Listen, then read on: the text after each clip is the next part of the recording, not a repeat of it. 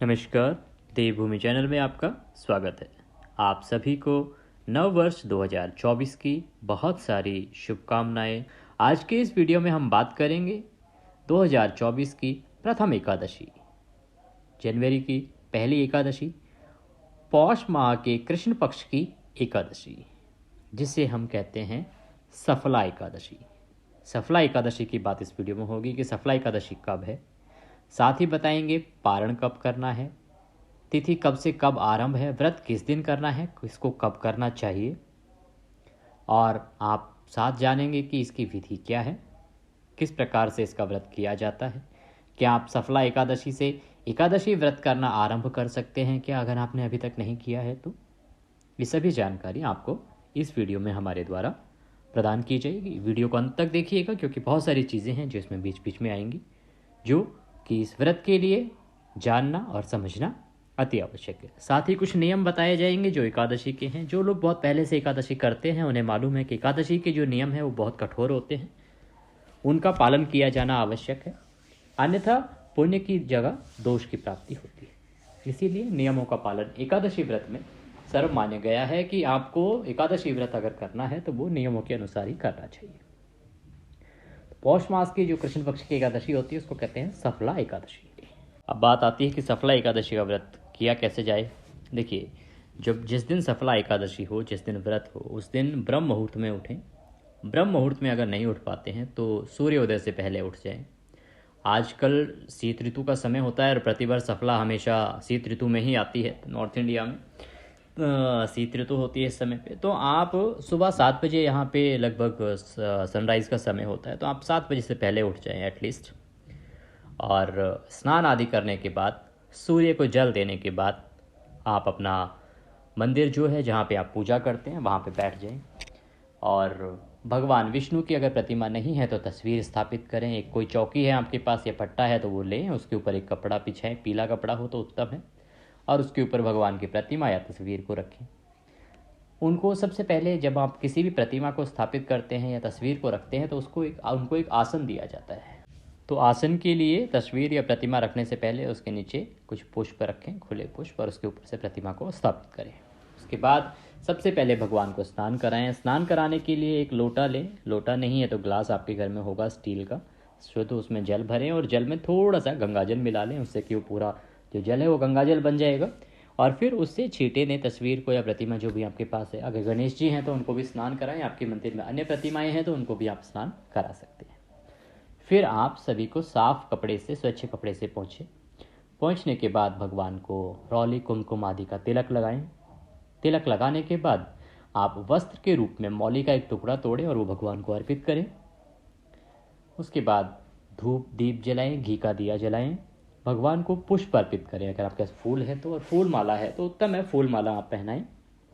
उसके बाद आप व्रत का संकल्प करेंगे। व्रत का संकल्प करने के लिए हाथ में जल लीजिए, सीधे हाथ में जल लीजिए, उसमें थोड़ा से एक पुष्प डाल लीजिए और एक का सिक्का दक्षिणा के स्वरूप में। जब भी संकल्प करते हैं तो उसमें एक सिक्का ज़रूर डालना चाहिए। बाकी आप कितनी भी दक्षिणा डालें वो अपनी जगह है, पर एक का सिक्का अवश्य रखें।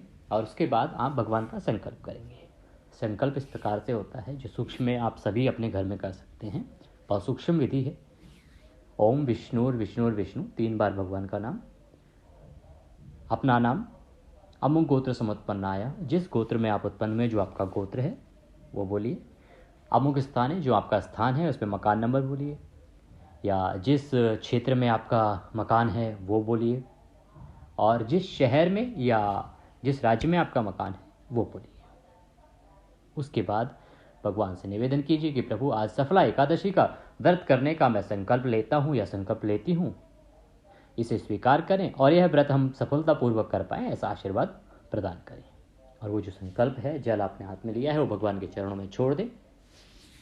उसके बाद आप भगवान के विष्णु सहस्त्र नाम का पाठ कर सकते हैं। ओम नमः भगवते वासुदेवाय, इसका 108 बार जाप कर सकते हैं, उत्तम रहेगा। और कथा अवश्य सुने। एकादशी महात्म्य में जिसे कहते हैं एकादशी व्रत कथा होती है, वहाँ अगर आपके पास है तो स्वयं पढ़ें। अगर कोई पंडित जी आपके पास है तो उनको बुला सकते हैं, उनसे पढ़वाएं, कथा करवाएं घर में। और नहीं तो आप हमारे चैनल पर भी कथा सुन सकते हैं। हमारे चैनल पर प्रत्येक एकादशी की कथा सुनाई जाती है, वीडियो अपलोड किया जाता है।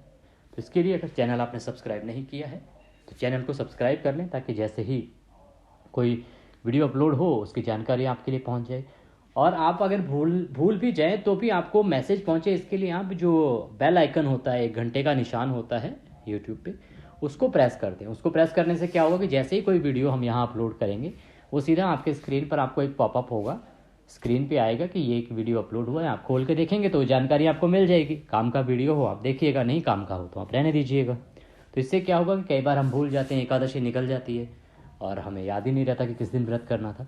तो आपकी कोई भी चीज़ इससे छूटेगी नहीं, मिस नहीं होगी, क्योंकि चैनल पर सिर्फ यही जानकारी दी जाती है, कौन सा त्यौहार, कौन सा व्रत किस दिन है, कब करना है और कैसे करना चाहिए, और इसकी कथा क्या है।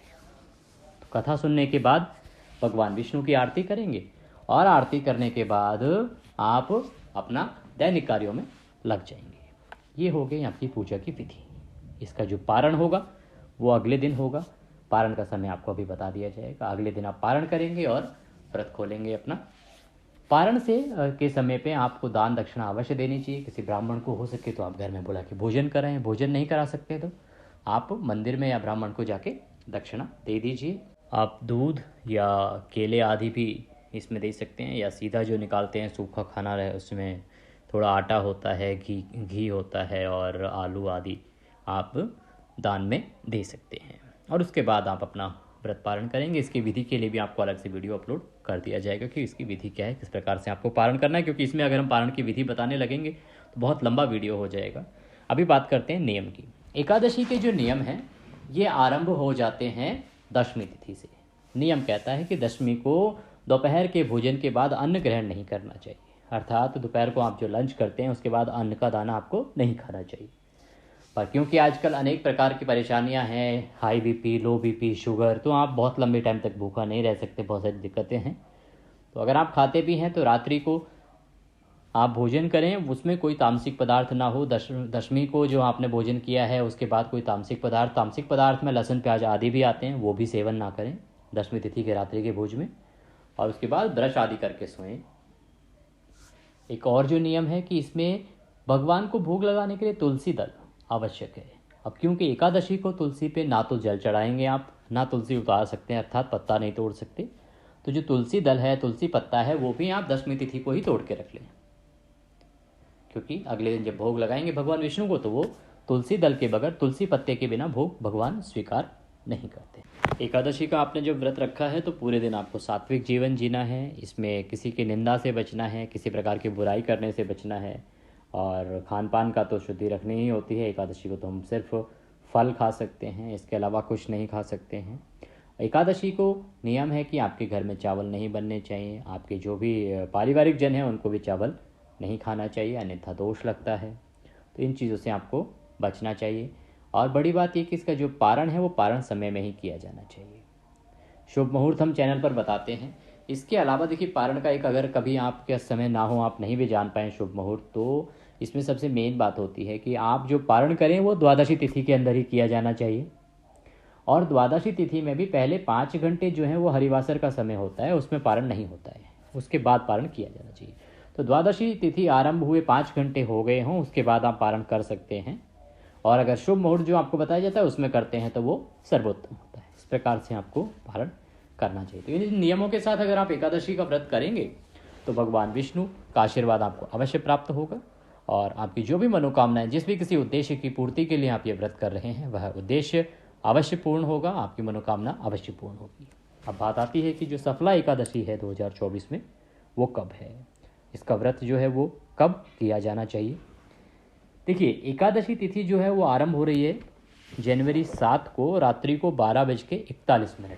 इसको समझना जरूरी है कि 12:41 रात्रि को 7 बजे, अर्थात 6 तारीख को जब रात्रि हो जाएगी तो मध्य रात्रि 12:41 पर एकादशी लग रही है। क्योंकि 12 बजे के बाद जो है तारीख बदल जाती है, तो वो 7 तारीख हो गई है, और 6 की रात्रि को मध्य रात्रि 12:41 से एकादशी आरंभ हो रही है, और इसकी समाप्ति होगी 8 जनवरी को 12:46 पर। 12:46 AM किस प्रकार से, वही 7 की रात्रि को 12 बजे का 8 तारीख लग जाएगी, तो 7 की रात्रि को मध्य रात्रि के बाद 12:46 पर एकादशी समाप्त हो रही है।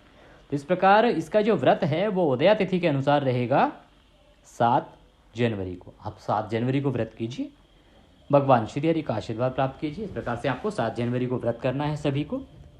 अब बात आती है कि इसका पारण समय क्या है। सफला एकादशी का पारण 8 जनवरी को प्रातः होगा। समय रहेगा सुबह 7:15 से 9:20 का। सुबह 7:15 से 9:20 का ये समय रहेगा, इसमें आप पारण कीजिए। भगवान श्री हरि का आशीर्वाद आपको अवश्य प्राप्त होगा और आपकी मनोकामनाएं पूर्ण होंगी। आशा करते हैं वीडियो आपको पसंद आया होगा। अगर वीडियो अच्छा लगा हो तो उसे लाइक अवश्य करें। कमेंट बॉक्स में जय श्री हरि विष्णु लिखना ना भूलें। भगवान का आशीर्वाद आपको प्राप्त होगा और आपके एक कमेंट से हमारा मनोबल बढ़ता है और कुछ अच्छी जानकारी, कुछ अच्छा करने के लिए हम प्रेरित होते हैं। आज के इस वीडियो में अभी के लिए इतना ही। अगले वीडियो में फिर होगी आपसे मुलाकात। तब तक के लिए जय श्री हरि।